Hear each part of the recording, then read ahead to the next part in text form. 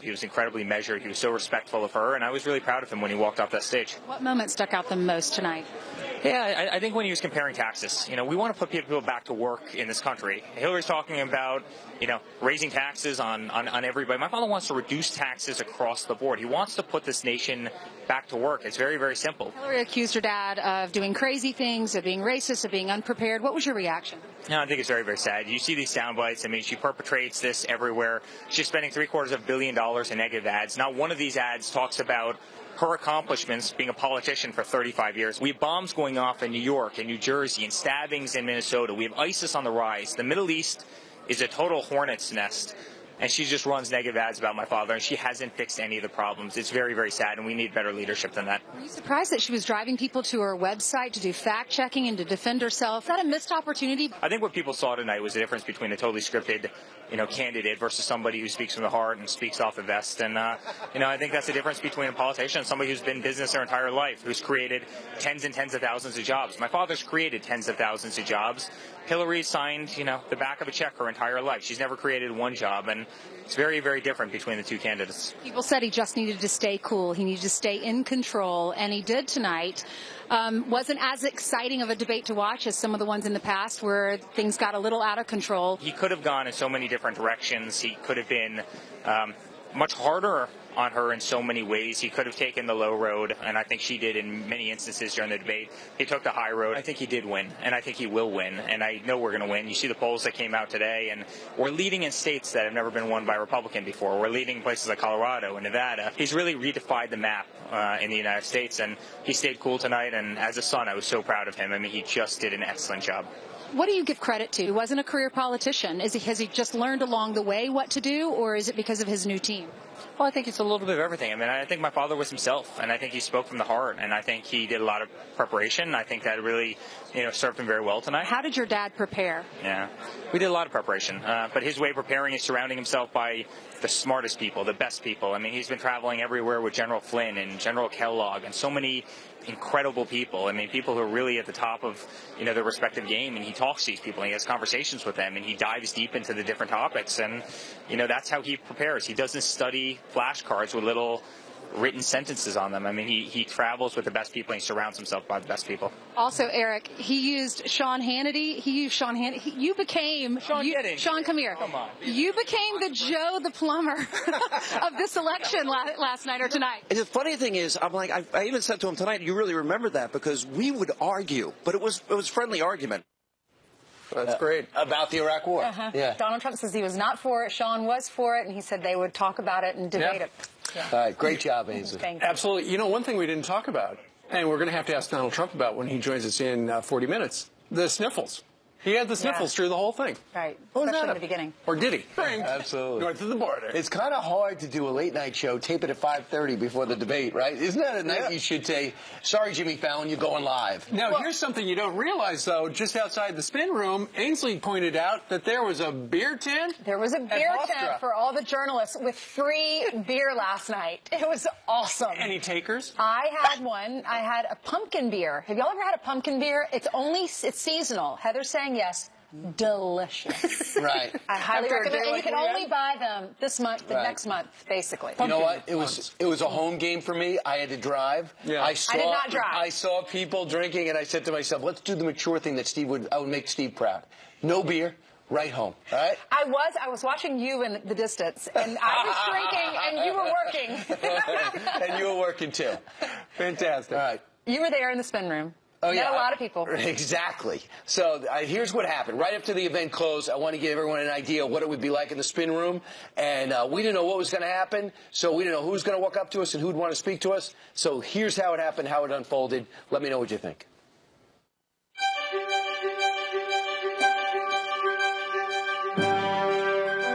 I thought that he looked presidential. I thought that was the main question on the table tonight. I think he did really well. She looked like a commander-in-chief. She looked prepared, even if people don't agree with everything she said. Debate number one is in the books. The Hillary camp, I'm sure, thinks she won. The Trump camp thinks he won. We're in the spin room to find out how they're going to tell us what's next and what it's going to do to the polls. I don't think we're going to see any serious change in the polls. I think that the electorate is just too polarized. I think that that's the state of our country right now. You know, when you look at the policies that were talked about tonight, I think Trump made the best point when he said, what kind of experience does she have? It's bad experience. How'd the moderator do?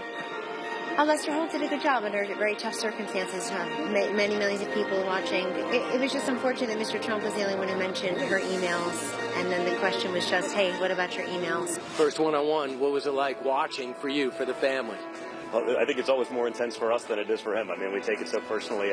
He was a lot calmer probably than we were going into it. Wow. And Tiffany, what'd you think? I think he did fantastic, honestly. Hopefully one day I could handle something like that as well as he did. This is Mark Cuban right after his sparring session with Megyn Kelly. Mark, what'd you think? This is new to you, this whole thing. Yeah, this is kind of new to me. I mean, I thought Donald was kind of flustered. I thought he got... Not in the beginning, though. No, right off the bat. I think she won the first quarter, to use a basketball analogy. I think he won the second quarter, and then she ran away in the third and fourth quarters. Donald, how's it going? Yeah, it was great. How did it feel? Great. It really felt great, I have to tell you. It really felt great. It was, you know, we want to save this country. Our country's going so bad, Brian, you know it. And whether it's jobs or illegal immigration, you saw the 800 people that became citizens and they were supposed to be deported. Our country's in serious trouble. I think it went really great because I was able to explain it, and based on all the online polls afterwards, it looks like I did a good job. First time you ever matched up one-on-one with someone, what was the big difference? Compare that to the Republicans you went against.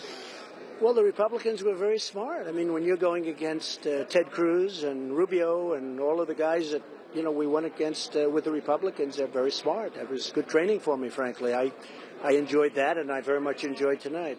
But, you know, Brian, you know this. It's about making America great again. And I think we're going to be well on our way to doing it. And you've seen the polls come out. In fact, I saw you this morning with the polls. The polls came out on your show. You came out surging today. Do you think this will continue the surge? Well, I think so. You know, we have to do a lot in our country. And again, you know what came out to me more than anything else? She talks about all the things she's going to do. Where has she been for 26 years? Right. Okay, fine. Thank you so much. All right, you wanted us to tell you how you did. You said, let me know. I thought you did a great job. You got both sides. You got people from Hillary's camp, and you actually got Donald Trump. And Mark Cuban, who's unofficially in the Hillary Clinton camp for the longest time. He was sitting front row. He ended up going last night. Was he in the front row? Yeah. That's what his kids, I asked Donald's kids, because I didn't see him in the front row, but I asked Donald's kids, and he said that he was. Well, it's interesting. Donald Trump was quoting some of he was quoting the polls, but in the overnight non-scientific polls that have been released, for the most part, Donald Trump is winning in those if you go online like Drudge and stuff like that. But it's interesting. ABC News had one up last night for a little while. Trump was number one. Hillary was actually number 4, behind Jill Stein and Gary On the ABC poll? What? Yeah. How crazy was that? I know. The Huffington Post poll shows, the PPP poll, the Snap poll shows Hillary doing better. The Drudge poll shows Donald Trump doing better. I think a majority of the online polls show, according to the stuff we saw this morning, shows that he's leading. But it's not scientific. It's just whoever has Let us know what you think. Smartphone. Who did you think won? Right. You talk about being online. Heather now lives online. Wound, and the Band-Aid went back on. It could have gone a lot deeper with that wound, pushed even harder. A number of other moments when he could have pivoted back to that. Donald Trump usually just answers the question, and he's not a answer it and then quickly pivot, which I think, and with her, you've got to push back on her. What are her accomplishments on foreign policy at all? She doesn't want to talk about it other than meeting with foreign leaders because she doesn't have a track record, so she skates over it and moves on and is the master of the pivot, whereas he just answers the question. I think sometimes he's got to see that opportunity and just pounce on it. Brian, that's a great point because she is a seasoned politician, been doing it for 30 years, had major debates. This is his first real debate, and I think he's saying, oh, wow, okay, that wasn't too bad, and the next debate he's going to come back and really hammer her. But it's interesting when you're looking at a lot of those actual pivots, there were missed opportunities to hit the question and then move on. And you're right, the email server, you notice what she says? She says, my private email. It's not about a private email. It's about a private server, the actual server system that was set up. That's the issue, and she's kind of confusing it a little bit. My private emails, I'm sorry I did it. No, it's about the server. It's not about the email. It's about the actual. That's where the national security that's the national security issue. And when in doubt, smash with a hammer. That would have been an interesting illustration, but it didn't come up. But like you said, it's the first one. We got 2 more just so everyone said. And we're still on the lookout for the 400-pound hacker. Yeah, absolutely. Yeah. Under the bed. Yeah. All right, Pete and Scott, I really like you guys. You're very nice. Well, I like you too, Thank you very much. Thank you. That's very Okay. compassionate. I'm a little surprised it went so well. All right. Coming up straight ahead, Donald Trump, fresh off last night's debates performance, joins us live to react and answer these questions and so much more. And, well, this is probably going to be the biggest social media campaign and presidential election ever. Clayton Morris has been looking at it, and what's trending? Well, today? last night we were laughing and sitting there on the couch watching Twitter last night. I'm sure you guys were too. People wondering, is Donald Trump have a cold or something? Yeah. Remember Al Gore sighing throughout the debate? That ended up being the thing on Saturday Night Live. Well, Donald Trump last night sniffing throughout the whole debate. Sniffling. Especially in the beginning. Watch this. Topics last night. quick thing.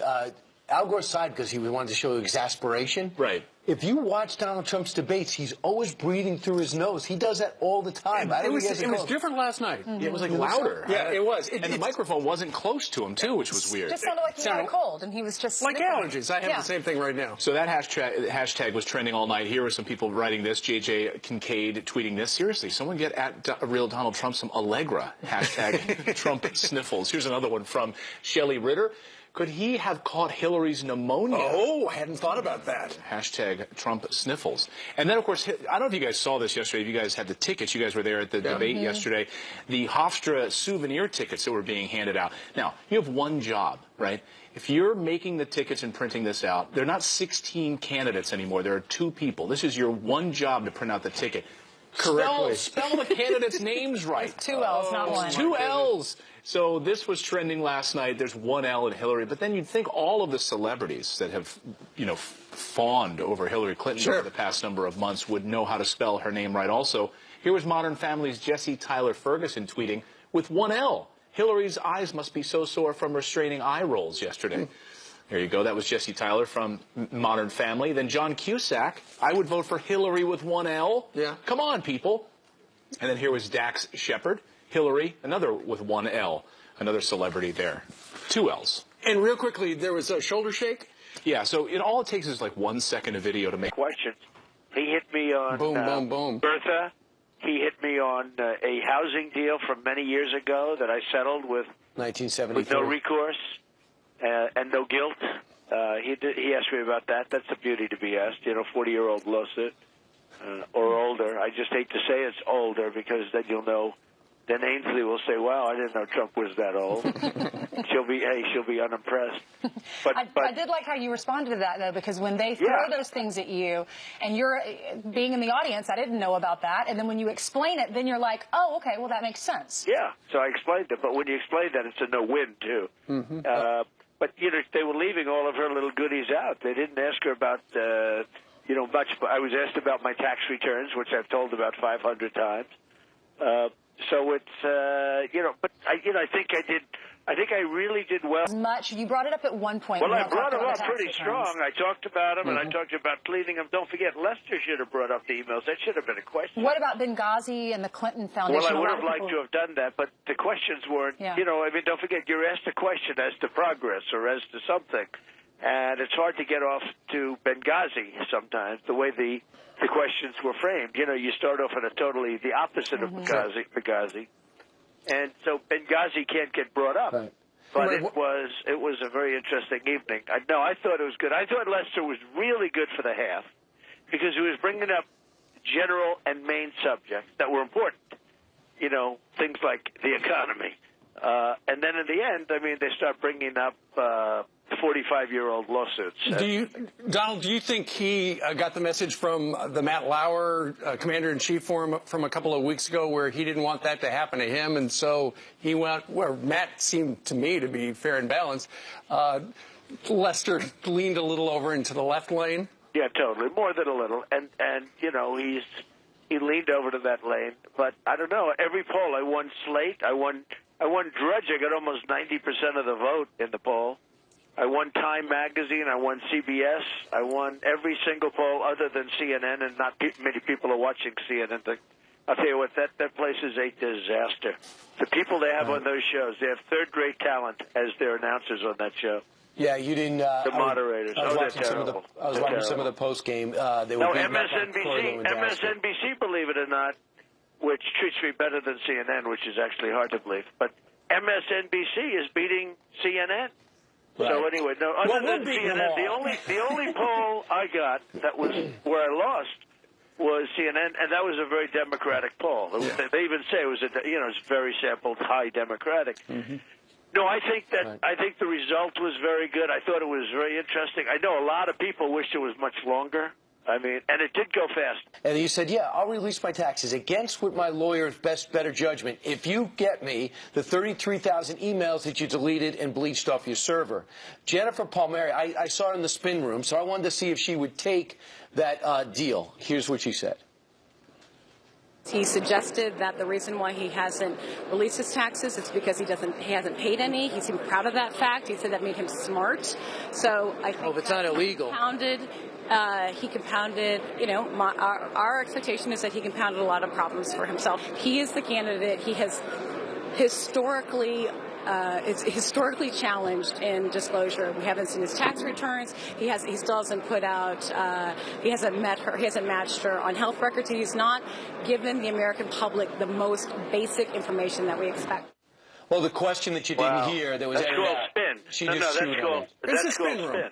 Because, it had nothing to do with that. I just said, hey, I will go against my lawyer's orders if you release your 33,000 deleted emails, which I'm sure she could get. But, they'd be very dangerous for her to get. But he is saying he's releasing something, which will be interesting. But let's find out what he's going to release. Going in, she was trying to get under your skin a couple of times. Did she? No, not at all.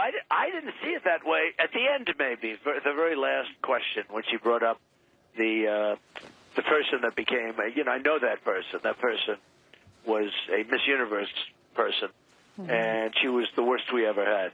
The worst, the absolute worst. She was impossible. And she was a Miss Universe contestant and ultimately a winner who they had a tremendously difficult time with as Miss Universe. Did not know that story. Well, I didn't know either. She was the winner, and she gained a massive amount of weight, and it was a real problem. We had a real problem. Not only that, her attitude, and we had a real problem with her. So Hillary went back into the years, and she found this girl. This was many years ago, and found the girl and talked about her like she was Mother Teresa. And it wasn't quite that way, but that's okay. Hillary has to do what she has to do. I see what's happening in the polls. I guess you see I'm tied in Minnesota and winning in Colorado, and looks like we're going to be winning in Pennsylvania very soon.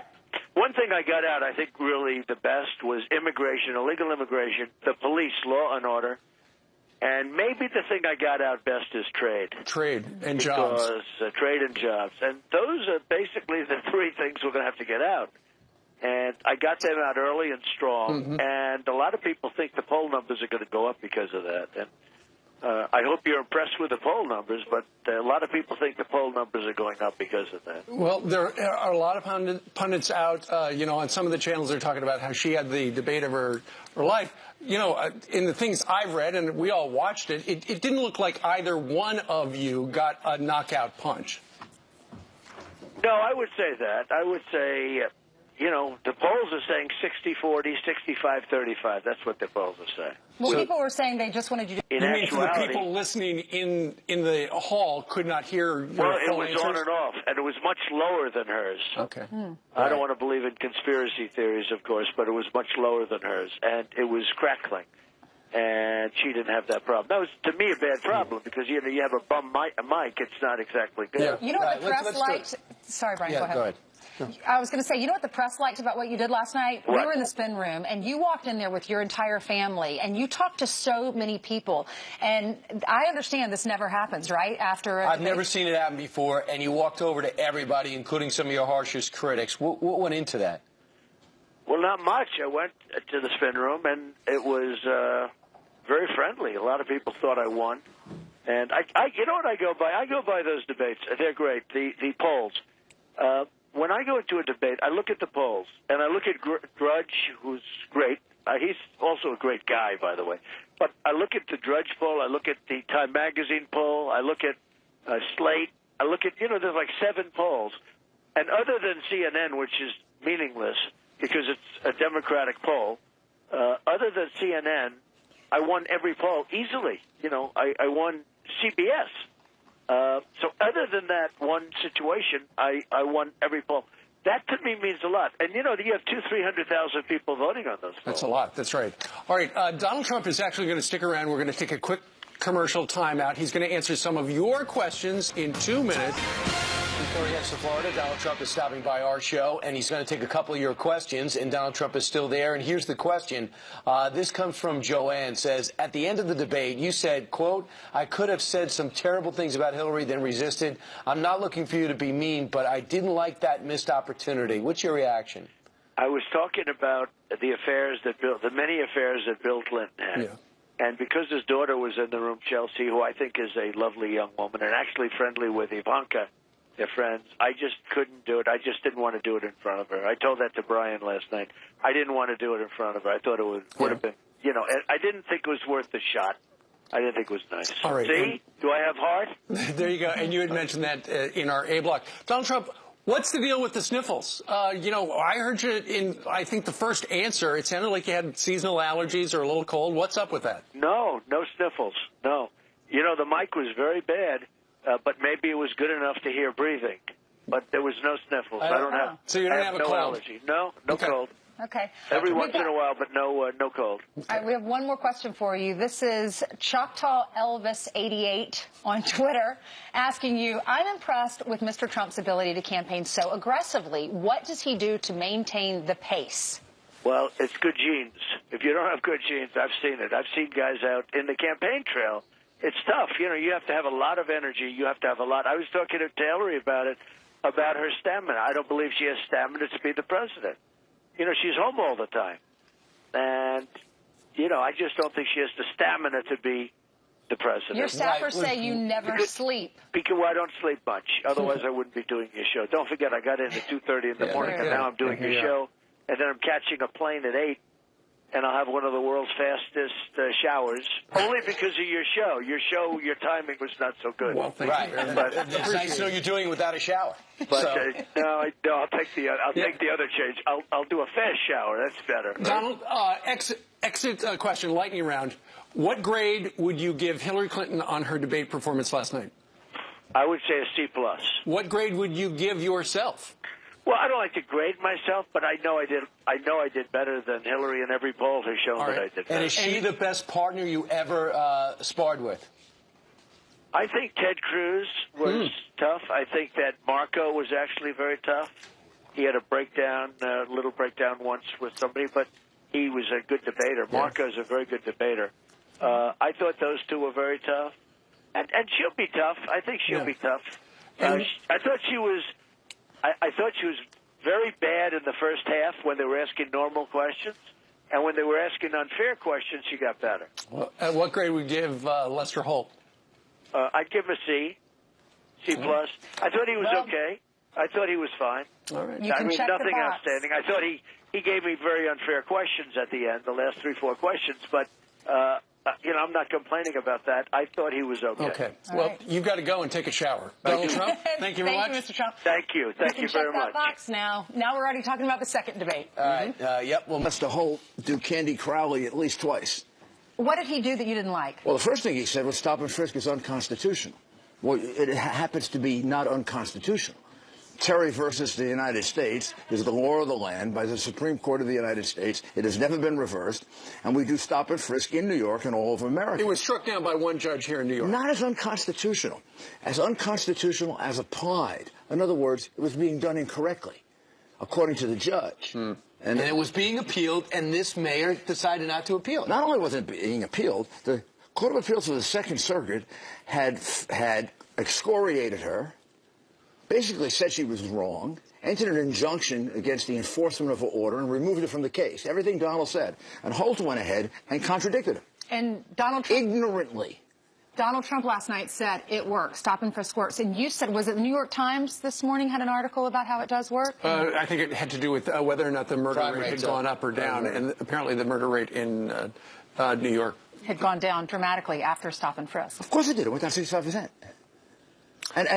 But the thing that's wrong is Lester Holt said straight out stop and frisk is unconstitutional.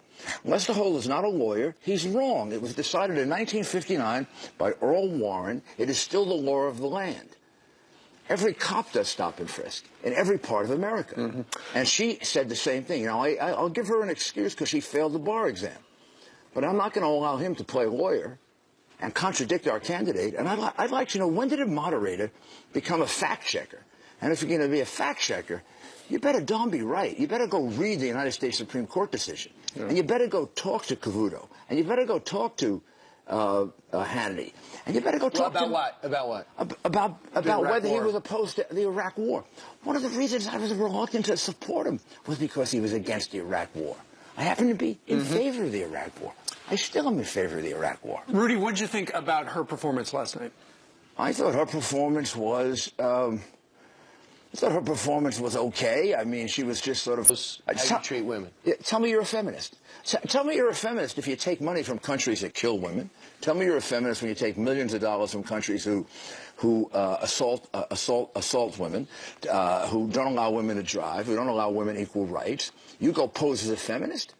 But look, that's up to the two of them. What I am offended by is Lester Holt interfering twice in the debate, saying that stop and frisk is not constitutional. Dead wrong. Hillary Clinton said the same thing. Dead wrong. Terry against the United States. Go read it. Written in 1958. So you are fact-checking Lester Holt. No, I'm a lawyer.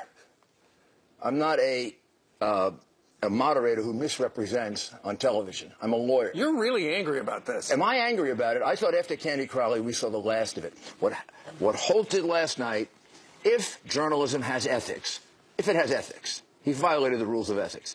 Now, if you're going to interrupt and you're going to correct me in front of 100 million people, you better be right. He's dead wrong. The case was totally correct. You mentioned that at the very end of the debate, he kept his mouth shut and he didn't attack Hillary. He didn't go there.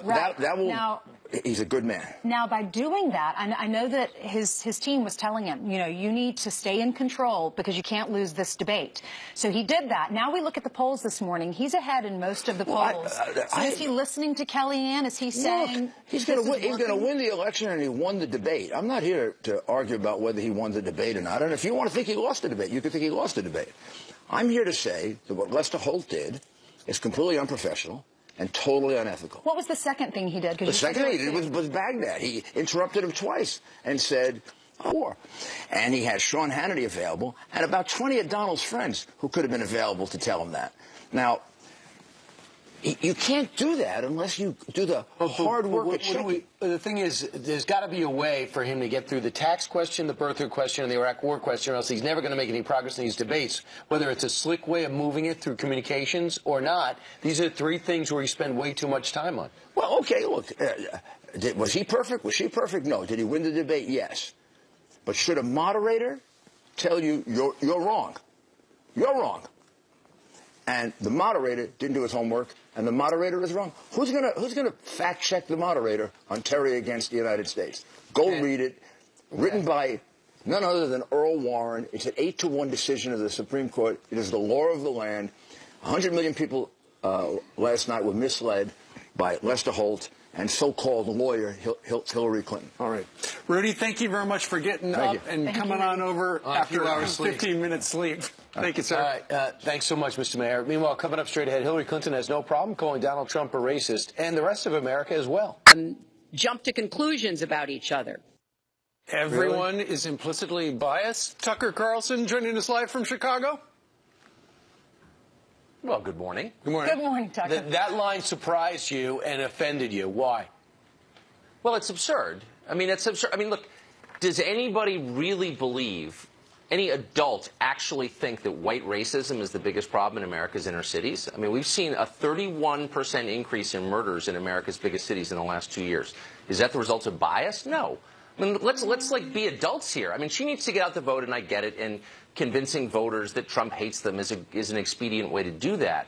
But these are serious topics, and that's just not a serious take on it. She acts like America is still in 1955. And so it's sort of beneath, actually, a presidential debate to say something like that. But your point, it's a get-out-the-vote thing. Well, sure, and it's a very divisive one, but it's also a very tired one. I mean, look, the truth is from last night, Trump is not a great debater, and it was frustrating. That's true. That was one of the best lines of the entire debate. It went basically unnoticed as everyone was talking about his sniffing or whether he's a sexist Why is that or the whatever. best line? Because nobody says it, and it's true. There has been a massive increase of wealth at the top end driven by our monetary policy. 90% of the income gains in the past 2 years go to the top 1%. That's the result of the actions taken by the Federal Reserve that haven't helped the average person. They've created a massive and looming debt crisis that everyone in finance is aware of and is worried about, and nobody ever says publicly. And by the way, the Congress says, we can't control the Federal Reserve. Really? Then why are you there? Like, this is a looming problem that nobody mentions, and good for him for saying so. Yeah, just real quick, Joe Trippi said that it was about white, educated voters going to the Hillary Clinton, staying in the Hillary Clinton column away from Donald Trump. Did Donald Trump do anything to get them? Yeah, I mean, that's the line. Look, that's the category that's embarrassed to say out loud that they vote for Trump. You know, I think he met the standard for sanity and not being embarrassing. He's winning is the bottom line, and I think he's still winning this morning. Someday I'd like to meet that standard. All right, Tucker Carlson joining us today from the Windy City. Me too. Tucker, thank you very much. See you this weekend. Thanks, guys. You bet. Thank you, Tucker. That was the most serious Tucker interview we've ever had. Right? Yeah. Serious topic. I know. All right, coming up straight ahead, Donald Trump doubles down. 4%, and then Hillary at 45%. So the polls. Well, we'll see. We'll see what the real polls look like and what the American people say, because I think they saw someone who was strong, who could take on the job of commander-in-chief, and I think. Inexplicably, I think Donald Trump tried to bully his way through, but he couldn't do it. She stood up to him, and well, how about at the end? People are accusing her of bullying him at the end when she talked about the women issues, and he didn't bite. Well, look, I think that he has a history of saying really terrible things about women, and she called him out. You know, one of the things I think that she's done, she's never attacked him except with his own words. And, you know, I think there's a natural credibility to that. If you're just calling him out for things he's actually said, I know he likes to pretend that he didn't say them, but when you call him out for things like he's actually said, then I think people naturally believe that, okay, well, that's a fair charge. Did she walk away feeling like, that was pretty easy? Because many people are claiming that Lester Holt was in her camp because he did interrupt Trump 30 times and only Hillary 19 times. And they really didn't talk about the email issue too much, and Lester Holt didn't ask her questions about the Clinton Foundation and about Benghazi. Look, we have a kind of rule in our campaign, when you're complaining about the moderator, you're losing. So even like when Matt Lauer did the commander-in-chief interview, and we felt internally that it was unfair, we never said anything about it. And I think what people saw, and Holt, I think, put him on notice that if he tried to rewrite history on his early support for the Iraq War, if he tried to rewrite history on his support for birtherism, which gave him his kind of political boost in public life, that he would call him out, and he did. And I think on balance it was fair. Well, to be fair, you guys were upset with Matt Lauer. So does that mean you felt like you lost the forum? No, I think that we felt like, we just don't complain about the moderator, and I think the Trump side shouldn't do it either a little bit. I think Rudy Giuliani, I saw he was on the show earlier today, said that if he was given advice to Mr. Trump, that he would tell him not to go to the last two debates. We're worried about that. We think that maybe they're probably up in Trump Tower right now saying, given the performance he turned in last night, and particularly given the next one is a town hall, which he never really answers citizens' questions, maybe they're given a second thought to actually having agreed to do these debates. I asked Mr. Trump last night and his son Eric, what was the highlight? What was the best moment for your dad and for you, Mr. Trump? What was the best moment for Hillary?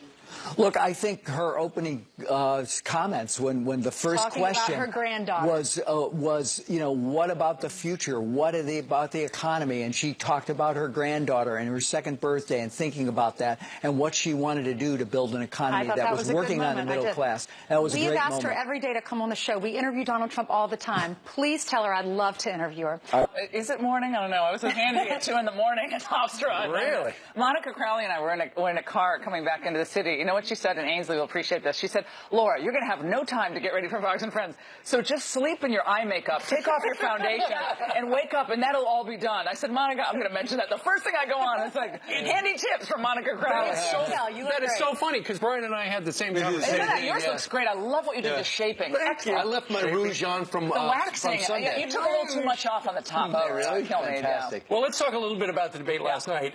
You know, people were tuned in. She didn't pass out. She didn't cough. She looked good. You liberals and on Friday. But you have a few points, and you really always kind of work your way back to those points. Hillary Clinton is part of the corruption machine in Washington. We've seen where her ethical ratings are, and for good reason. She profited off of her position at the State Department when she was supposed to be serving the people. That's one. Number two, she says the economy's fine. Is it? You all feel like the country's going in the right direction? I don't think so. Right. We've tried her way. Now it's my turn. It's our turn. We're going to turn this thing around. And number three, foreign policy, what she's in charge of, is in chaos. The Middle East is in chaos. She applied all of her, frequent flyer miles to being Secretary of State, but it didn't work. I'm going to put you first. And no matter what gotcha questions are asked tonight, you're still my number one priority. And I'm really grateful to be here tonight. I've really learned a lot in the last year. Those moments of grace, which we've all seen Trump have, I want to see those a little bit more in the next debate, and a little bit of charm. A little bit of charm, a little punch, a little hug, a little charm, strength. But I think he had bits and pieces of that last night. I think the next debate you'll see a little bit more. It probably didn't change anybody's minds. If you liked him going in, you liked him. Yeah, there's a lot of smug Democrats today, and they're like, "See, I told you so. He couldn't perform on the big stage." I don't think that's the way most people are looking at this. I think most people are looking at this as Hillary Clinton can talk a good game, but in the end, what did her policies and her actions accomplish for the everyman? And whether the debate was, scored on her behalf or not, in the end, I don't think that really matters in this election. I really don't. Independents, undecideds. That's the key. So most people talk to people in their own party, so you're not going to get a real response. So what are you looking for? What poll do you say, well, this is really my bellwether? I want to see where the college-educated voters are and the millennials after this debate. I want to see those two figures. I also want to see where the woman vote is after this debate. I think when Hillary came up, like, this is the way you treat women. Oh, is this all? I'd be like, is this all you have?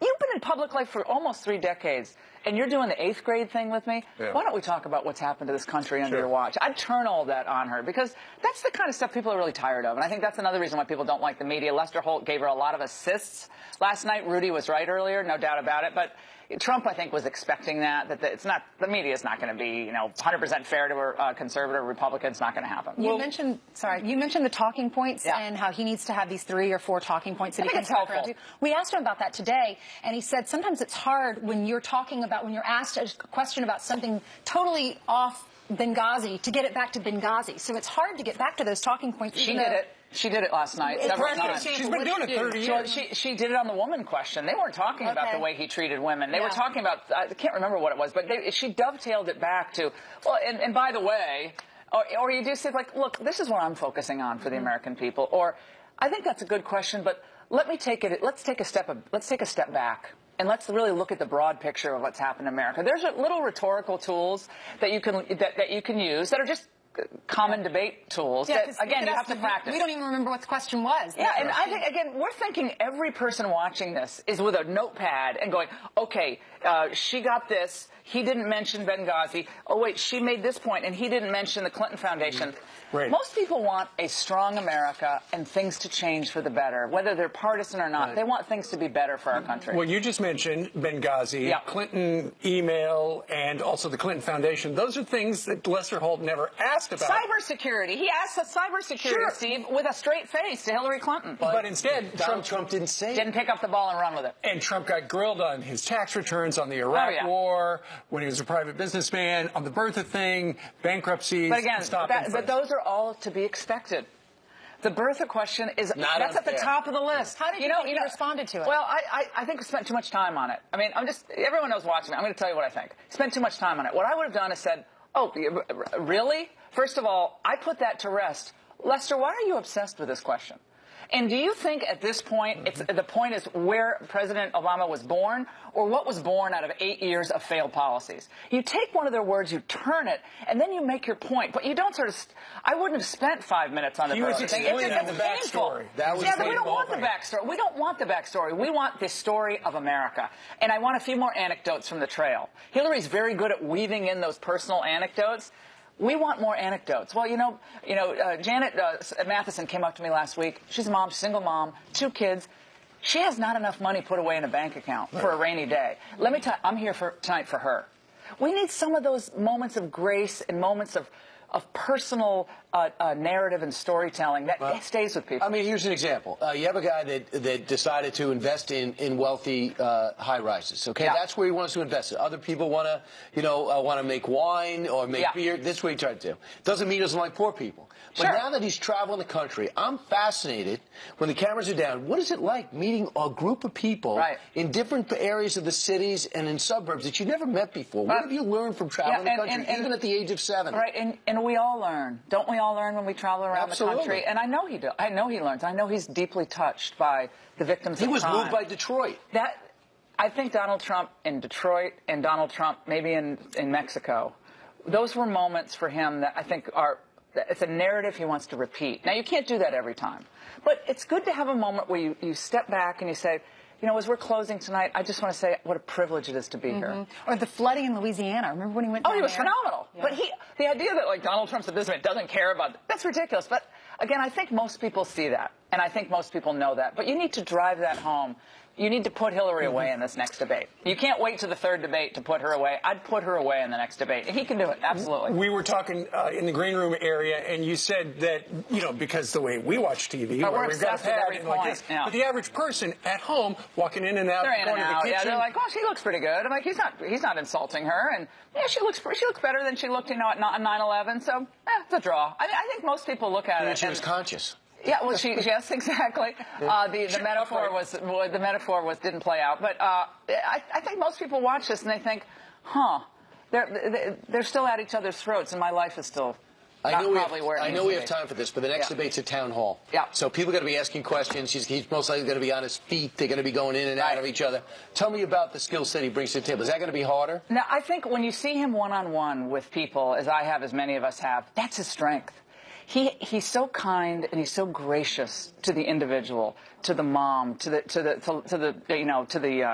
factory worker, to the everyman. And you see him whether it's on the street or in a crowd or even at one of his venues, his clubs. The people know he really cares. Thank you for what you did to my family last week. I really appreciate that. We need to see those moments. Just because you're criticized on every point. Or on certain points, you don't have to respond. You say, something, I understand why you're making that point, but let me tell you the way I see it. Yeah. Or I get what you're saying there. That's a good point. I don't quite agree with the way you framed it, but let me tell you about my story of what I've seen in America. I think to kind of take it down a little, take it down a notch, and listen. Well, sometimes listening is just a really good thing to do. Some are comparing him to Bill Clinton because Bill Clinton is known to do that kind of thing. And I know when I met Donald Trump for the first time, he was talking about the ratings on our show. I'm like, I don't even know what the ratings are necessarily. But he cares about what you're doing. He had looked it up. Put your arm around someone and say, "Gosh, thank you for being here for me. Thank you for spending this time with me. Thank you for sharing your concerns."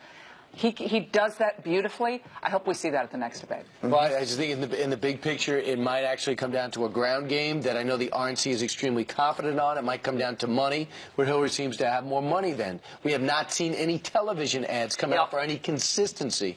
Very curious to see if this very different style of campaigning is going to change politics Facebook forever. ads alone, I don't think do it. I really don't. I think you need to have some presence on the airwaves, and I think the ads have to be more than just cut, paste, flag waving. Yeah. I think it's got to be the faces of America. This is what we've lost in America. This is what we're going to have. And you need to see some sunshine at the end. I'm coming. Help is on the way. The sun's about to come out, and I'm on your side. I want to see those ads end with I'm on your side. Yeah. She's on the big donor side. He didn't talk about the big donors enough last night. She's on their side. They're with her.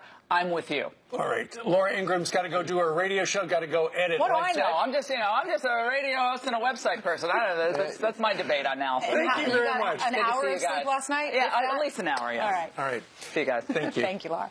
All right, more debate reactions still ahead, including our interview with Donald Trump's son, Eric. He could have gone in so many different directions. He could have been much harder on her in so many ways. He could have taken the low road. And this one ended with another special guest who kept coming up. His name kept coming up during the debate. This is unprecedented. Donald Trump and his entire family walk into the spin room where we were last night. The Lion's Den. I know. It started interviewing with so many different media outlets. I got a one-on-one with Donald Trump. You talked to Donald Trump, too. He talked to so many people at Fox and other channels. We also had a one-on-one with his son, Eric Trump. Take a listen. First presidential debate, your dad's up on stage. How did you think he did, and how did Hillary do? Honestly, I'm thrilled. He did amazing. I was proud of him. We were sitting front row. I think we all had big smiles on our face. He was incredibly measured. He was so respectful of her, and I was really proud of him when he walked off that stage. What moment stuck out the most tonight? Yeah, I think when he was comparing taxes. You know, we want to put people back to work in this country. Hillary's talking about, raising taxes on everybody. My father wants to reduce taxes across the board. He wants to put this nation back to work. It's very, very simple. Hillary accused her dad of doing crazy things, of being racist, of being unprepared. What was your reaction? No, I think it's very, very sad. You see these sound bites. I mean, she perpetrates this everywhere. She's spending $750 million in negative ads. Not one of these ads talks about her accomplishments being a politician for 35 years. We have bombs going off in New York and New Jersey and stabbings in Minnesota. We have ISIS on the rise. The Middle East is a total hornet's nest. And she just runs negative ads about my father, and she hasn't fixed any of the problems. It's very, very sad, and we need better leadership than that. Were you surprised that she was driving people to her website to do fact-checking and to defend herself? Is that a missed opportunity? I think what people saw tonight was the difference between a totally scripted, candidate versus somebody who speaks from the heart and speaks off the vest. And, I think that's the difference between a politician and somebody who's been in business their entire life, who's created tens and tens of thousands of jobs. My father's created tens of thousands of jobs. Hillary signed, the back of a check her entire life. She's never created one job, and it's very, very different between the two candidates. People said he just needed to stay cool. He needed to stay in control, and he did tonight. Wasn't as exciting of a debate to watch as some of the ones in the past where things got a little out of control. He could have gone in so many different directions. He could have been much harder on her in so many ways. He could have taken the low road, and I think she did in many instances during the debate. He took the high road. I think he did win, and I think he will win, and I know we're going to win. You see the polls that came out today, and we're leading in states that have never been won by a Republican before. We're leading in places like Colorado and Nevada. He's really redefined the map in the United States, and he stayed cool tonight, and as a son, I was so proud of him. I mean, he just did an excellent job. What do you give credit to? He wasn't a career politician. Has he just learned along the way what to do, or is it because of his new team? Well, I think it's a little bit of everything. I mean, I think my father was himself, and I think he spoke from the heart, and I think he did a lot of preparation. I think that really, served him very well tonight. How did your dad prepare? Yeah, we did a lot of preparation, but his way of preparing is surrounding himself by the smartest people, the best people. I mean, he's been traveling everywhere with General Flynn and General Kellogg and so many incredible people. I mean, people who are really at the top of, their respective game, and he talks to these people, and he has conversations with them, and he dives deep into the different topics, and, that's how he prepares. He doesn't study flashcards with little written sentences on them. I mean, he travels with the best people, and he surrounds himself by the best people. Also, Eric, he used Sean Hannity. You became... Sean, come here. Come on. You became the Joe the plumber of this election last night or tonight. The funny thing is, I'm like, I even said to him tonight, you really remember that, because we would argue, but it was friendly argument. About the Iraq War. His ears must have been ringing. Right. He mentioned Sean Hannity. Military issues. Joining us now for their take, I should say, on last night's debate and their experience there in the audience, Karen Vaughn and her husband, Billy Vaughn. Thank you so much for being with us. Thanks for having us. First of all, we're so sorry about your loss. We've talked about Aaron. I know you were speaking at the convention and did a great job there. Why is it important to support Donald Trump after the loss of your son? Well, I'll go first. We need a safe America again. This administration and their policies, along with Hillary Clinton, have utterly failed American citizens. They've failed the U.S. military, and, we just need safety. We need security. We need somebody who will say what they mean and mean what they say. And we definitely need somebody who believes in the people of this country instead of, knocking off 25% of them as deplorables and different comments. Like 50% of our, but 25% of the entire population, right. you know, basically. She calls deplorables, which was never brought up last night. Yeah. You know. A number of questions that they never did. Billy, let me ask you this. So you're in the audience and you were told, everybody, pipe down. Yeah. Even if you want to make some racket, how'd you abide by that? I did well all night long, except at one point when Mr. Trump said, when she asked about his IRS, about his tax return, by the way, which is not against the law, the IRS is governing him. And then he said if you'd release the 3,000 emails. And you know, the place erupted, and I fell in line there a little bit. And what, did anybody nearby go, tisk, tisk? Oh, I got a... Like that? Yeah, just... was someone just dismissive, just like Hillary treated Donald Trump all night long. Just dismissive. Can I say something? Everybody we've had on here this morning has been experts, okay? And they've been doing this a long time. But I wouldn't be here today if my son hadn't died. Y'all wouldn't listen to anything I have to say. So I'm speaking to you as just a guy from out there. And this is what I see. I see a man with passion when I look at Mr. Trump. I see a man who wants to make America better. No, he doesn't say everything right. He doesn't say in the way that Mrs. Clinton or a seasoned politician or somebody who's been there most of my life would say it. And this morning you had Mr. Podesta on here, and he talked smooth just like Mrs. Clinton. But he's been with Mrs. Clinton and the Clintons all these years. He knows where the bodies are buried. In fact, maybe he helped shovel dirt on some of them. And Barack Obama. And right. President Obama. And for Mrs. Clinton cannot separate herself from the last 8 years. And Mr. Trump made that clear last night. She wants it both ways, though. She wants to talk about how good things are, and then she wants to talk about things that need to be done to fix things. And one of the key things she said last night, she wants to retrain our law enforcement. Yep. This is exactly what Mr. Obama and Mrs. Clinton in the State Department did to our military.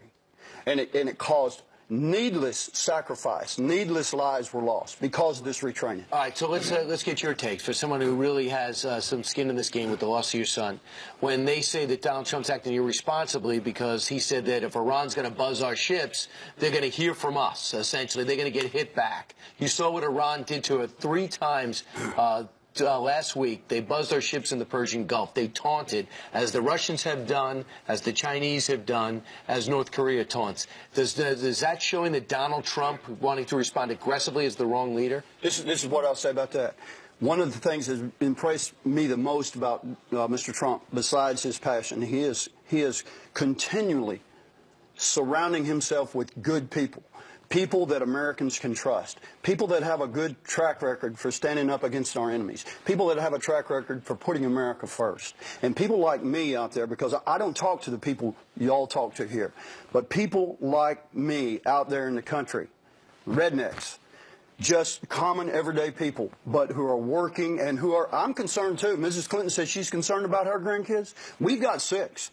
We're not going to leave them a country like my son and my daughters grew up in if we continue down this road that Mrs. Clinton wants to give us. Mr. Trump is surrounding himself with people who will make this country what it needs to be again. Karen, your son Aaron was a Navy SEAL. He fought for this country, and we are so proud of him for that and thank him for that. He had 2 children, leaves those behind. You'll have 6 grandchildren. Are you fighting so hard for Trump because you believe that he's going to turn this and That's absolutely why I fight. And, you know, adding to what Brian's question was earlier, and that combined is that Aaron was 7 years old when Ronald Reagan spoke those famous words, Mr. Gorbachev, tear down this wall. He didn't say, let's have a beer and sit down and talk about it. He didn't say, I'm going to funnel you $400 million or $1.7 billion in cash under the,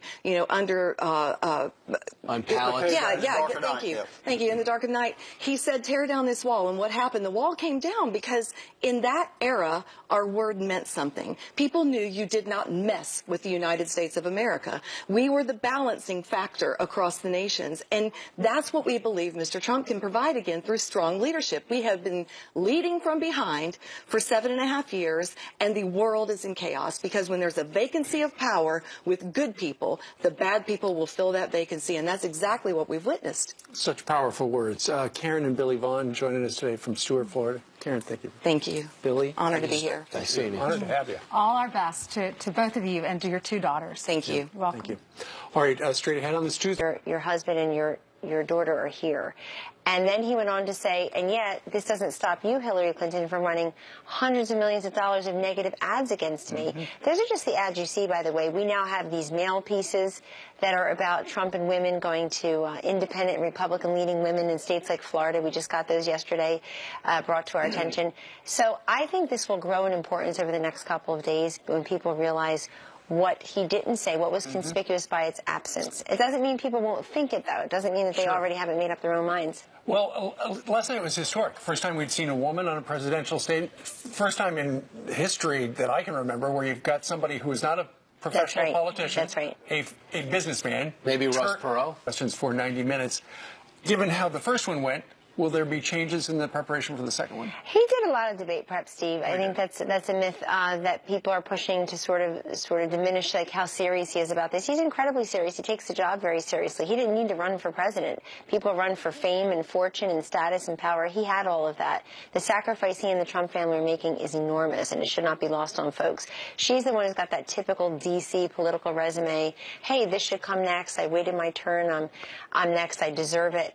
But when it comes to debate preparation, he did take rapid-fire questions for quite a while from a number of us, and he handled them beautifully. I thought some of the questions last night were completely predictable. We knew they were coming.